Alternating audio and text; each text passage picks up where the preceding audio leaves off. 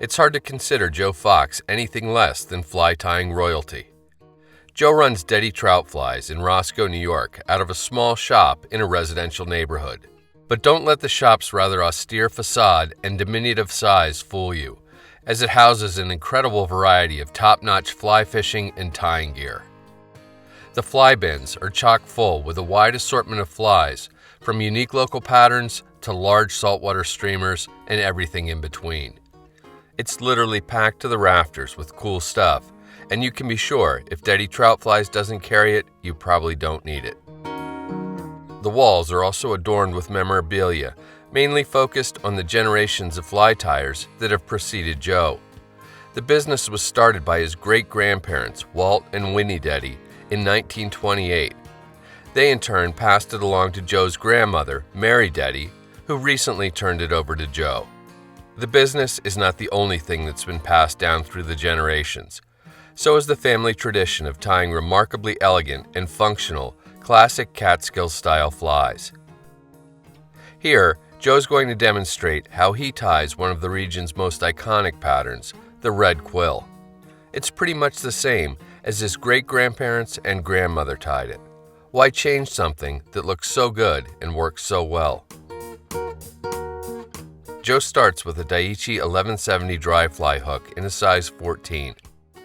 He then loads a bobbin with a spool of white 8/0 unithread that's been treated with a special wax recipe Walt Dette came up with decades ago. Start your thread on the hook shank, leaving some space behind the eye, and take wraps rearward to about halfway down the shank before snipping the tag end off close. Then, advance your thread forward in open spiral wraps to a point about 2 eye lengths back from the back edge of the hook eye. This will be the location of the base of the wings. For wings, select 2 matching wood duck flank feathers. Pull down the lower, shorter fibers on each feather so you're left with even tips on both. Then, place the 2 feathers together with their convex sides facing. This will make them want to splay out and form 2 wings that are equal in number of fibers and in length. Measure to form wings a hook shank plus an eye in length, and then transfer that measurement forward to the tie-in point. Using a pinch wrap, secure the wood duck to the top of the hook and take several nice tight thread wraps to really lock it down. You can then lift the butt ends up and snip them off at an angle, which will help create a tapered underbody once they've been bound down with wraps of tying thread. Advance your tying thread to in front of the wings and determine where they naturally want to separate. Begin with a cross wrap from front to back between the wings, followed by a back to front on the opposite diagonal. Then, start doing figure 8 wraps between the 2 wings with a wrap around the hook shank behind the wings after each figure 8. Once you have the wings in a gently splayed vertical position, relocate your tying thread back to the start of the hook bend. If you have any wayward fibers, now's a good time to snip them out. For the tail of the fly, pull down to perpendicular and strip off 10 to 12 hackle fibers from an appropriately sized, medium done hackle feather, doing your best to keep the tips aligned during the process. Lay the fibers against the near side of the hook and take a few thread wraps to secure them to the top of the hook shank. You can then reach in with your tying scissors and snip the curly butt ends off. Tying the tail in like this helps to create a smooth transition between the wing base and the abdomen of the fly. The quill from a well-soaked Rhode Island red hackle feather is used to form the abdomen of the fly.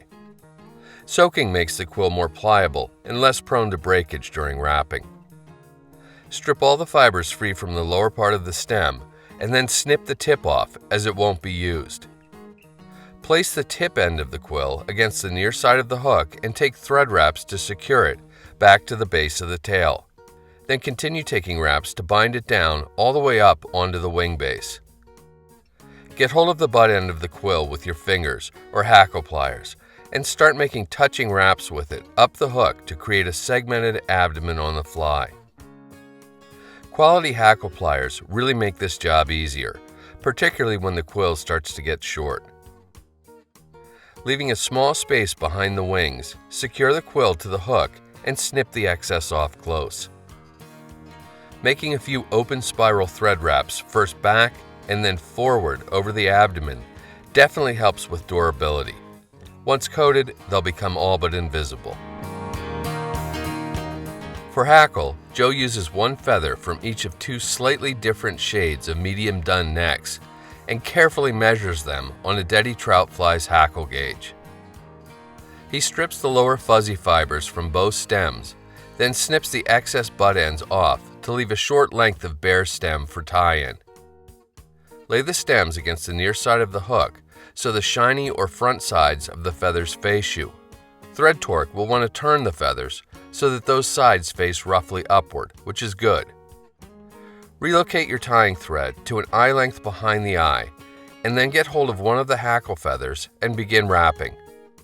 Try to do 3 turns behind the wing, followed by 3 in front, with small spaces between the wraps. Use your tying thread to secure the hackle tip. Now, get hold of the second hackle feather and begin making wraps with it in the spaces between the first hackle wraps. 2 wraps behind the wing and then 2 wraps in front is ideal.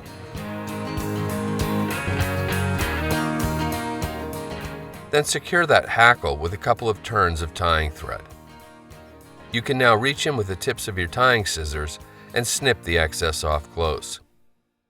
Finally, do a 4 or 5 turn whip finish and snip or cut your tying thread free. To toughen the quill body of the fly and lessen the visibility of the thread overwraps, apply a thin coat of varnish or head cement over its entirety. Tying Catskill dries, such as this, is truly an art form, and it takes years of practice to get everything just right, particularly the proportions. It doesn't hurt to have Catskill fly tying royalty flowing through your veins either.